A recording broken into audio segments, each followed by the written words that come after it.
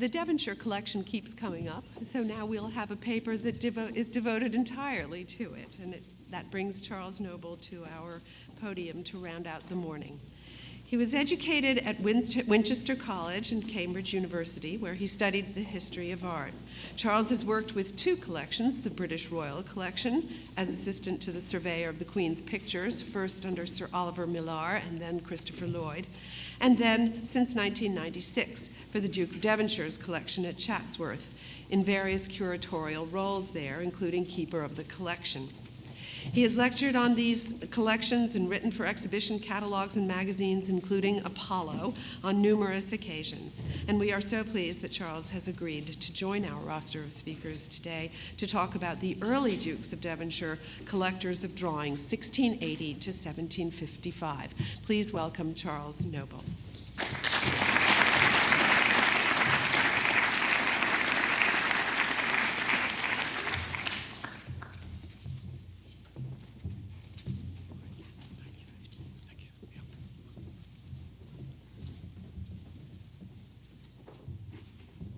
First of all, I'd like to start by thanking Inga and John very much for inviting me to give this talk. I'm very honoured and very pleased to be here. My talk about the Old Master Drawings collection of the Duke of Devonshire at Chatsworth is about its formation by the first Dukes of Devonshire in the late 17th and early 18th centuries, and principally by William Cavendish, the second Duke of Devonshire. This celebrated an important collection of around 1,800 drawings, mainly from the 16th and 17th centuries, is a great 18th century survivor, so many historic English private drawing collections having been sold or dispersed. Its name is now inextricably linked with its current home, Chatsworth. Although thanks to the current Duke, there is now a cabinet at Chatsworth devoted to changing displays of the drawings, the collection has become well known to many through generous loans to exhibitions. In the second half of the 20th century, the Duke's father, Andrew, the 11th Duke, sent exhibitions of drawings to the United States, as he said, as his personal thanks to America for helping beleaguered Britain defeat the Nazis. And in the academic world, the drawings have become better studied and known than before, notably by the publication of Michael Jaffe's catalogues of the Italian and Northern drawings. However, the Old Master drawings did not come to Chatsworth and thereby become associated with it until the 1830s. William Cavendish, 6th Duke of Devonshire, converted one of Chatsworth's newly added corridors into a top-lit gallery for the display of the drawings. In his own words, quote, "The drawings hardly ever saw the light in my father's day, nor in mine often, till I rescued them from their portfolios and placed them framed in the gallery." Before the 1830s, the drawings' home was in London at Devonshire House, Piccadilly, the family's principal residence, and it's there that we get the first accounts of them from visitors. These are of prime importance, since it's sad to relate there are remarkably few family records of the drawings' acquisition. It's ironic that any such records may indeed have been destroyed when this Devonshire house burnt down in 1733. Scholars have thus had to look to external sources of information.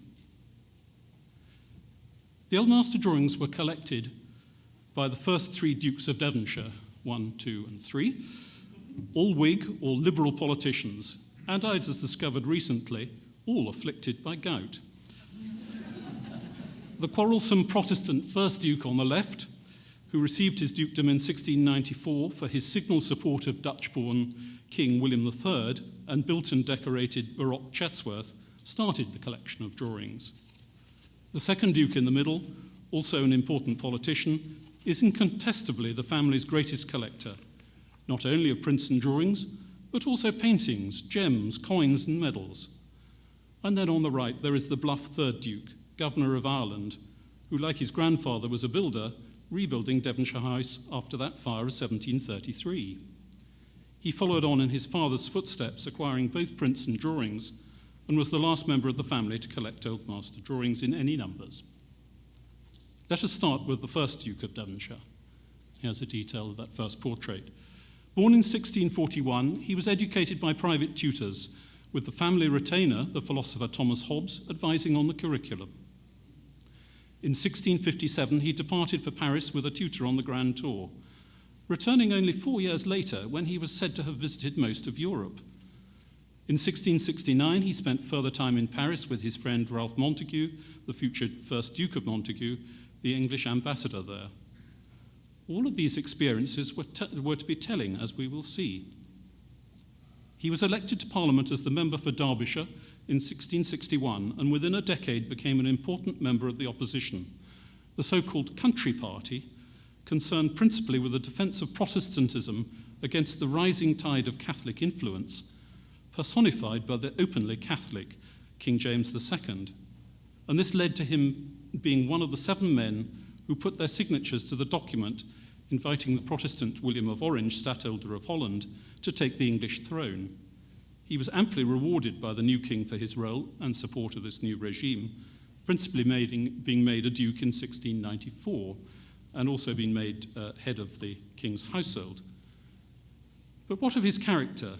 The duke's contemporary Bishop Burnet summed him up thus: "He has been he has been the finest and handsomest gentleman of his time, loves the ladies and plays, keeps a noble house and equipage, is tall, well-made, and of princely behaviour, of nice honour in everything but paying his tradesmen."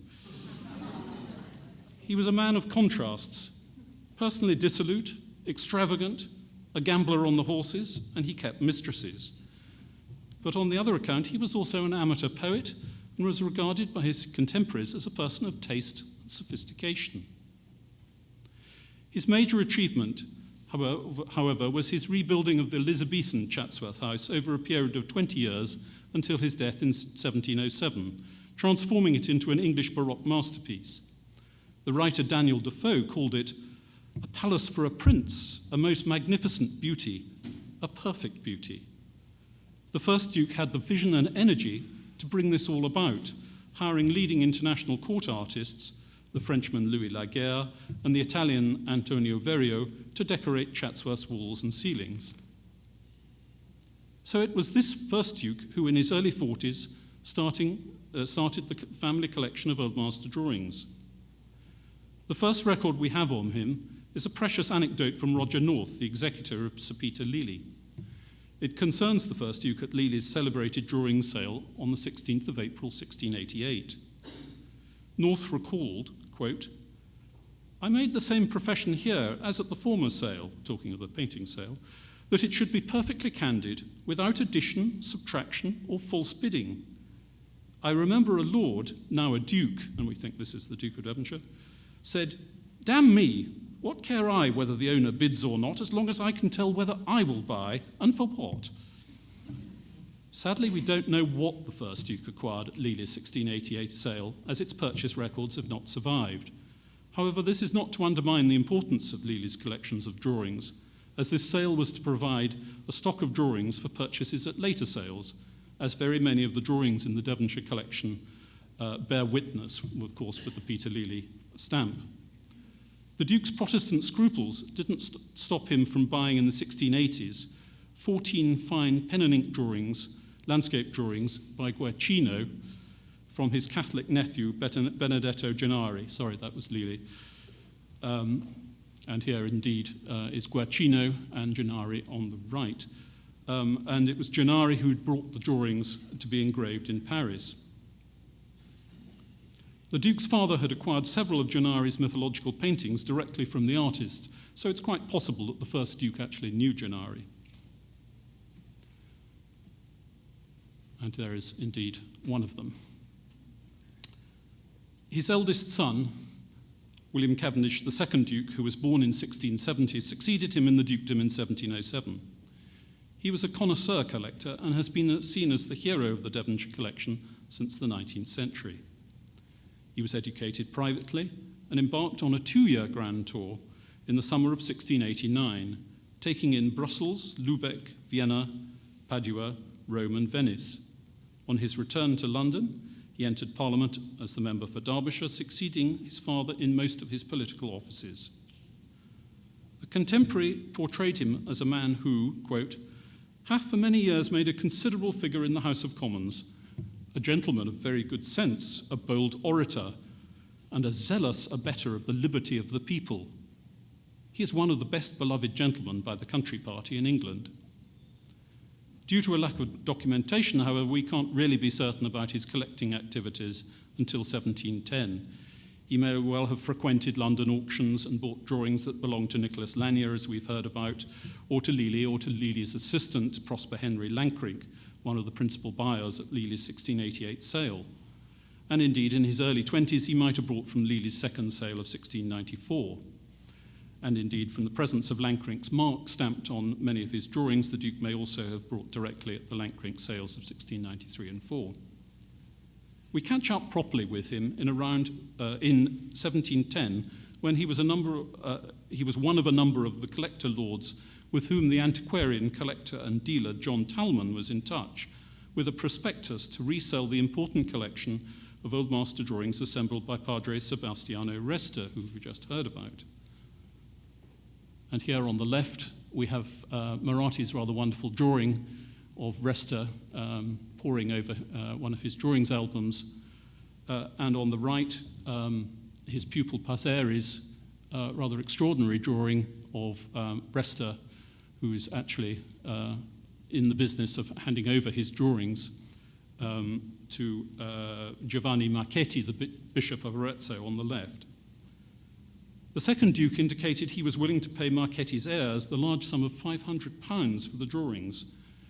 In the event, he failed to have enough ready money, and the bulk of his collection was sold to John Lord Somers, his friend and political ally. But he didn't have to wait long before Lord Somers died, and his collection of drawings was put up for auction in 1717. Bidders at this London sale of some 4,000 sheets included Pierre Crozat, General John Guise, and the artist and collector Jonathan Richardson Sr. The second Duke bought some 80 choice items that he'd been collected by Resta, and we see on the screen drawings by Annibale Carracci and Carlo Maratta.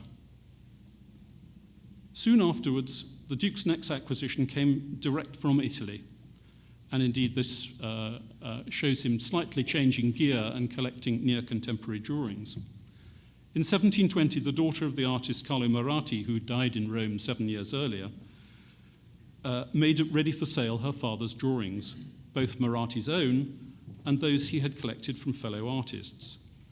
The Duke, possibly through his friend, the Irish portrait painter, collector and agent, Hugh Howard, who had been a pupil of Maratti, and we have an engraving of Maratti on the left and a mezzotint of Hugh Howard on the right after Michael Dahl, secured 20 of Maratti's own drawings. These included 4 full-size designs for the Piatti di San Giovanni, silver dishes commissioned annually from 1680 by the Grand Duke of Tuscany to mark the name day of the patron saint of Florence. He also purchased, on an even larger scale, the rare cartoon on faded blue paper by Domenichino of the Holy Family with St. John the Baptist.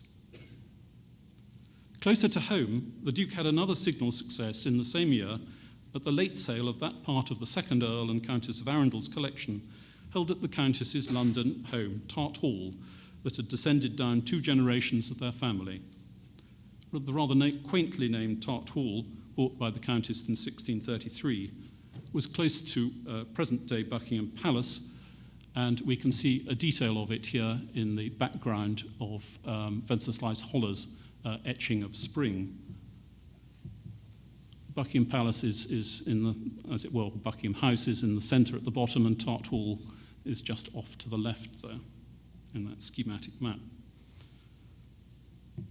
Jonathan Richardson's son, Jonathan Jr., reported that the Duke had bought a group of framed prints at this sale, formerly in the collection of the famous Earl of Arundel. The Duke was apparently astonished to discover behind these prints, quote, capital drawings of Raphael, Polidoro, Parmigianino, and Giulio Romano. A lucky break.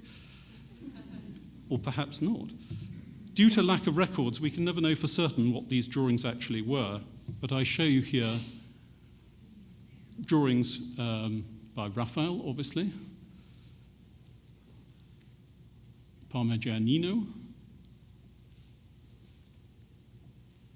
and a wonderful drawing by Giulio. 1723 was to be this Duke's annus mirabilis.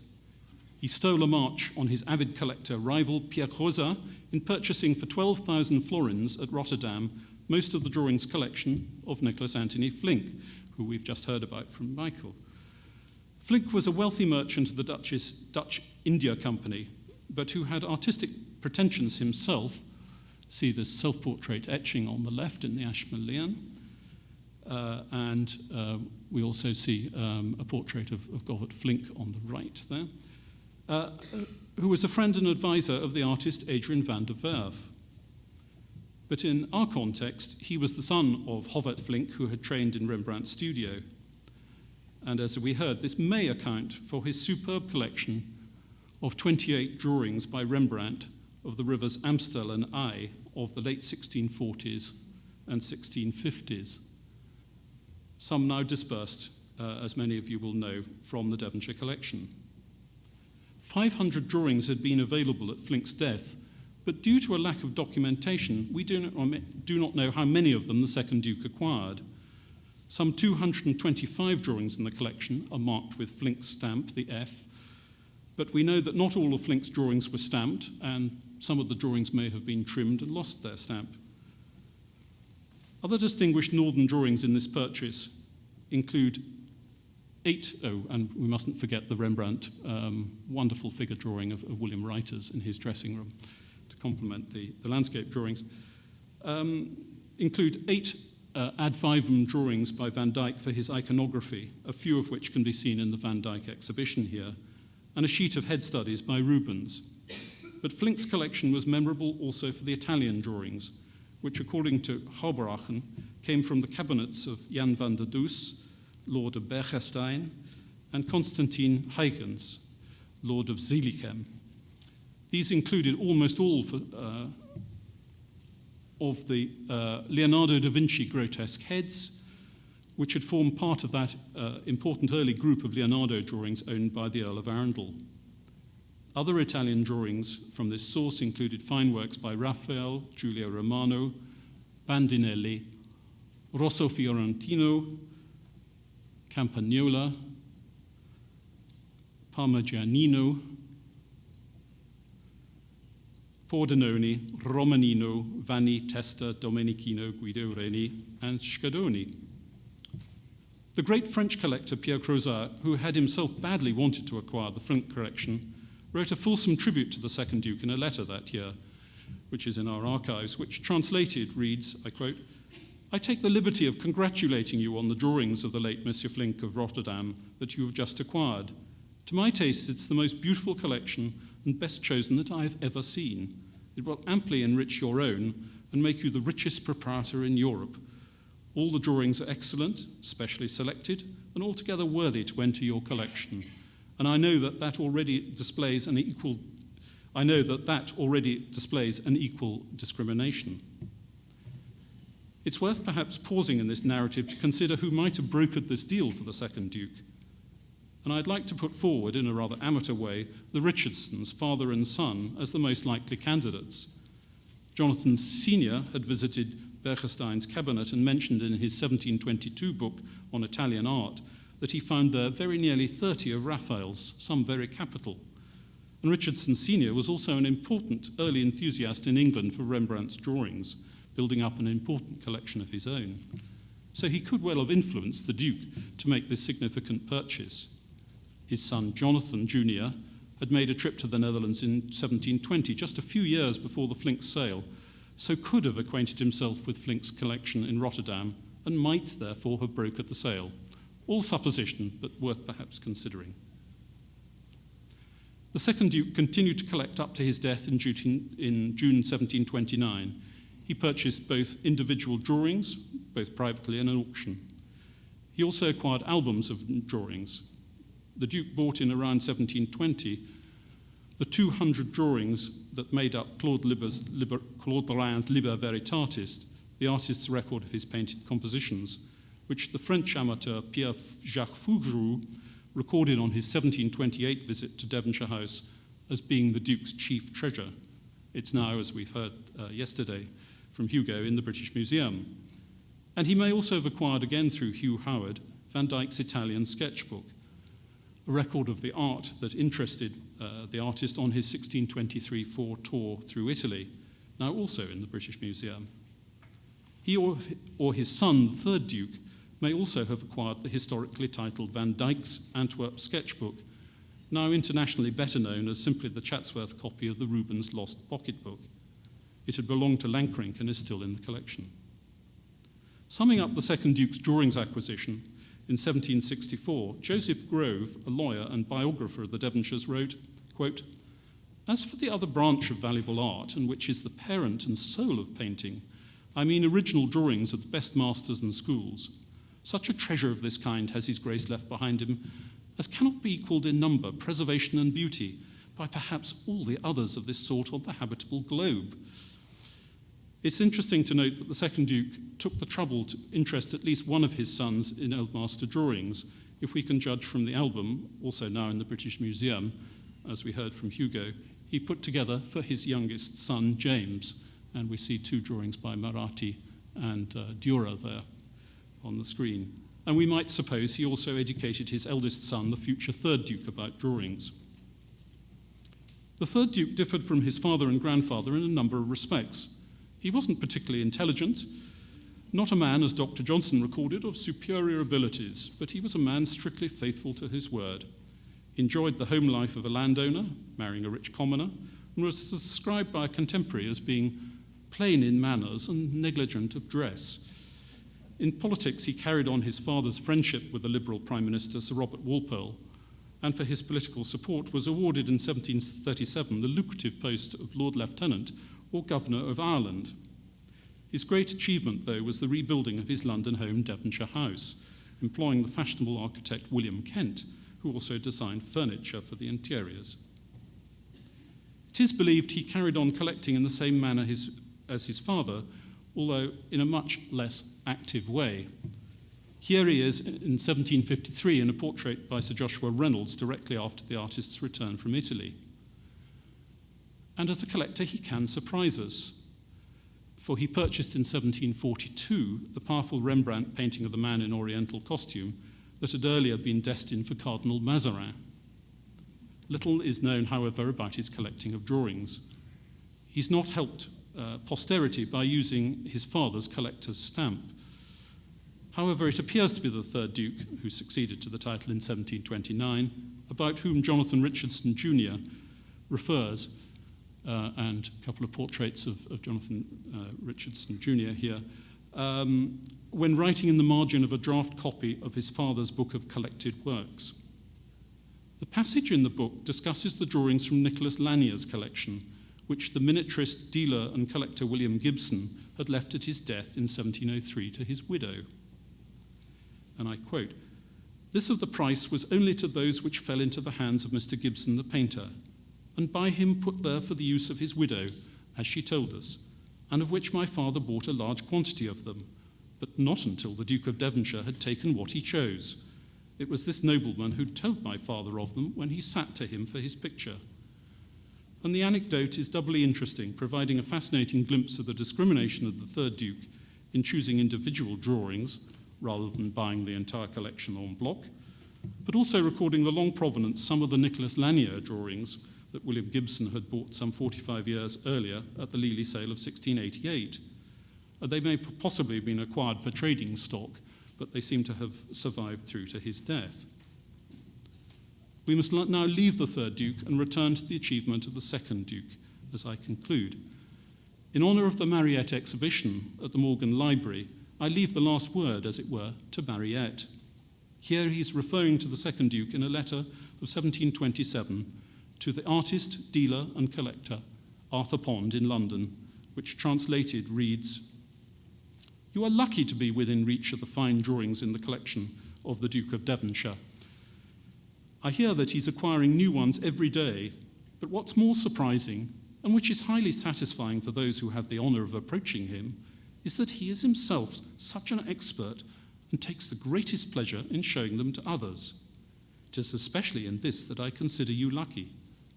There are plenty of collectors, but almost no connoisseurs whose delight in their possessions is as much for others as it is for themselves. Mariette sadly never did make it over the English Channel to Devonshire House to see the Duke's Old Master drawings.